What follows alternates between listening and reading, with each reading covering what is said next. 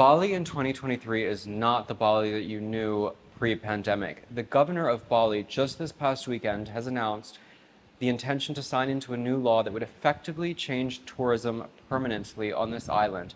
I'm going to tell you what that proposed change is, how it affects you, and what you need to know.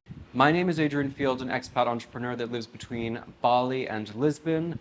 And I've been back in Bali for about a month after being away in Europe for the past several months. And to be honest, over the last 3 weeks, I've probably left my house about twice because this island has just become insane. Now, the governor of Bali has announced over this past weekend a law that would effectively ban tourists from renting motorbikes. And this is going to absolutely change everything for this island if it does indeed go ahead and it's not clarified or, given a little bit of leeway over the next few months. There's been a lot of viral media in the past basically year since this island reopened post-COVID of foreigners behaving very poorly on the roads and disrespecting locals, disrespecting local culture. There's just been a lot of bad things happening, and it all is getting amplified through the echo chamber of social media these days. So the biggest perpetrators of this have tended to be Russians, or at least the ones that are getting called out the most, and I think it's just because of the sheer number of them. Obviously, with the war going on, there have been many Russians coming to Bali because Bali is open, it's cheap, it's not, I guess, so far from Russia, and I don't know where else they would go. And they tend to be people who are not, as I said, respecting the laws, the culture, etc. They come here, they are often rude, obnoxious, and breaking the law. So this proposed law of banning tourists from riding motorbikes is in reaction to the fact that a lot of tourists have been riding without any license, without any helmet, getting into accidents, in some cases even dying.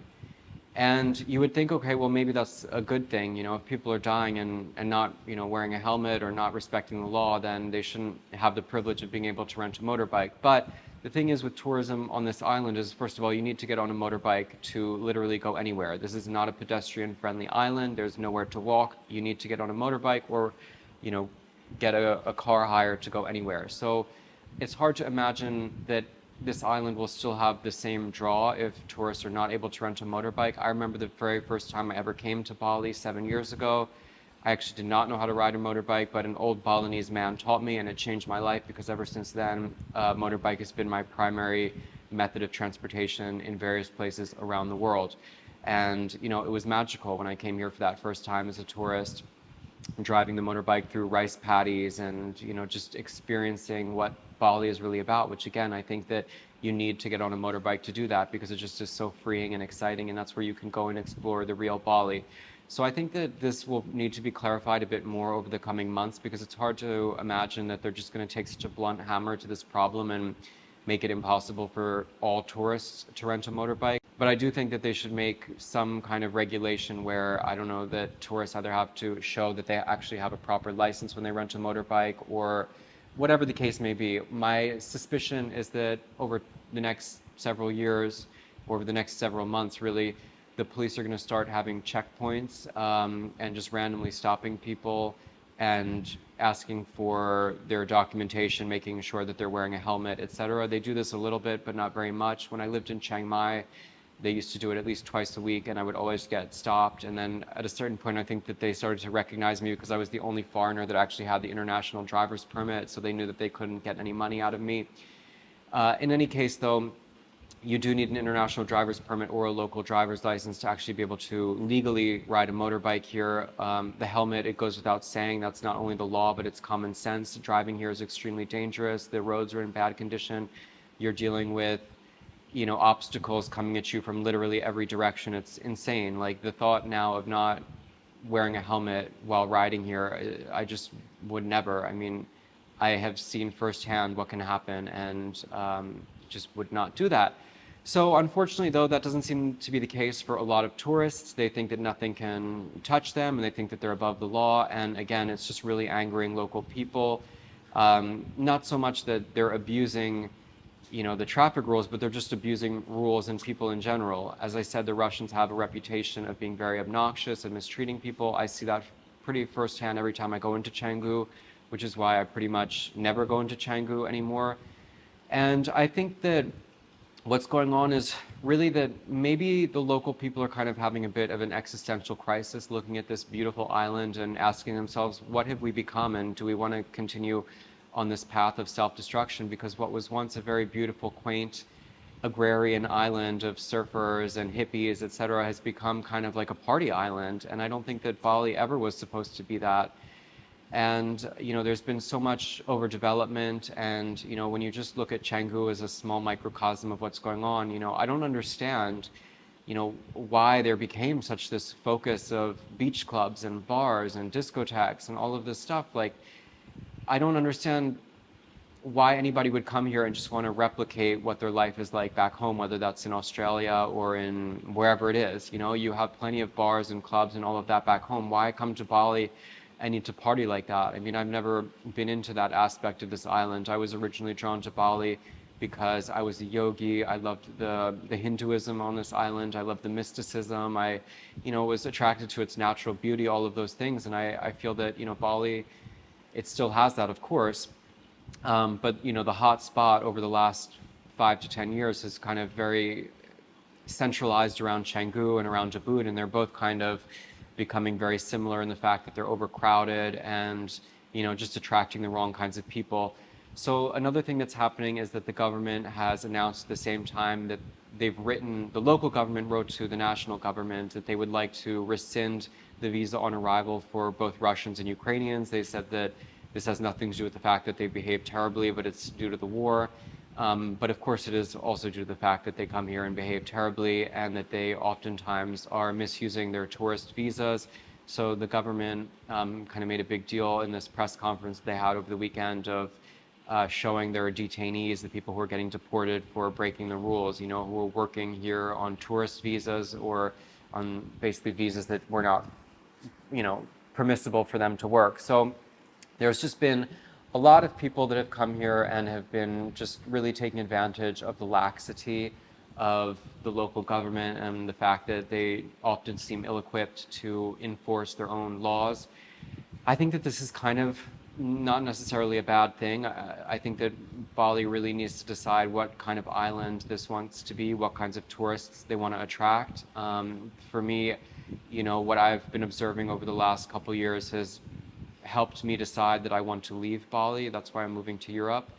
I do think that certain things are happening that are going to make people question whether they really want to choose Bali, as their vacation destination. But I do think that this is an opportunity for this island to really maybe reinvent itself.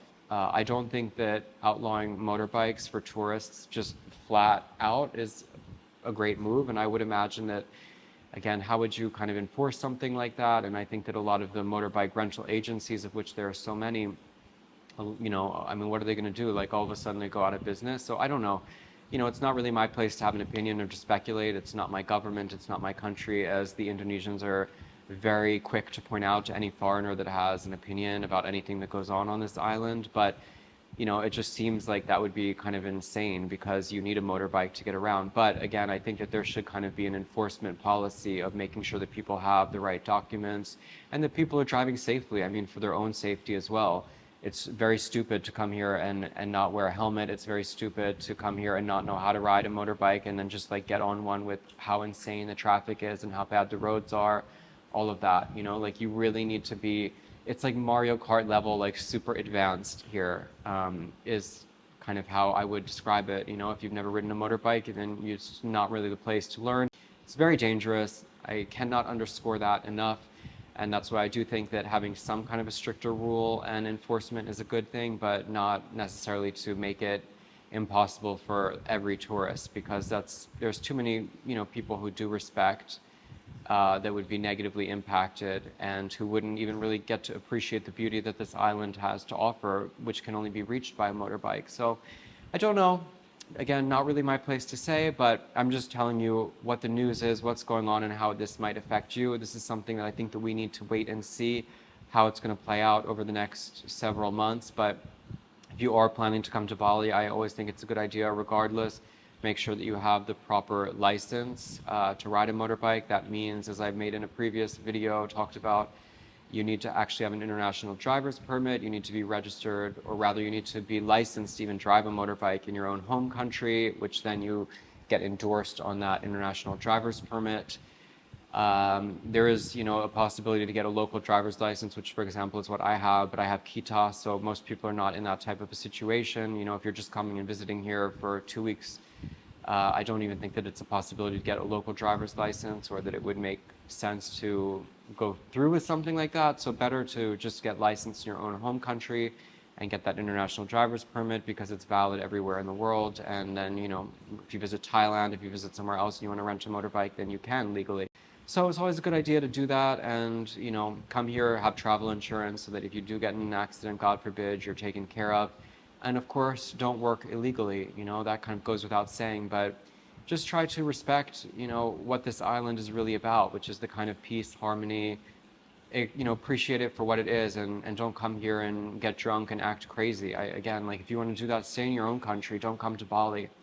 So that's it. Again, I don't want to be the crusade warrior here that's carrying another pitchfork, but there does seem to be a lot of anger right now towards foreigners on this island. And it kind of makes sense when you see what's been going on. How can people not have a negative reaction and just feel like enough is enough? Somebody has to step in and do something. So that's why there are certain situations and people, when things arise, like there is a very big social media outcry about it, and people want to see these perpetrators really punished and flagellated, and that's really what's going on. So just be aware of it, continue to kind of monitor the news, and even the meme pages on Instagram and things like that are kind of useful tools for keeping abreast of what's happening locally. The Canggu poll, which is my favorite one because of its memes, and again, it kind of mixes with, again, just like current events and things. And then the Bali Times is a website that you can consult for local news and things like that. That's how I found out about this new law that was just proposed over this weekend. So again, this is all very breaking news, very new things. We'll see what happens. But anyway, thank you guys for watching this video. I hope it was useful to you, and I hope that if you do come to Bali, you'll still be able to enjoy this island for all the magic that it has to offer. So until the next time, take care, and I'll see you later.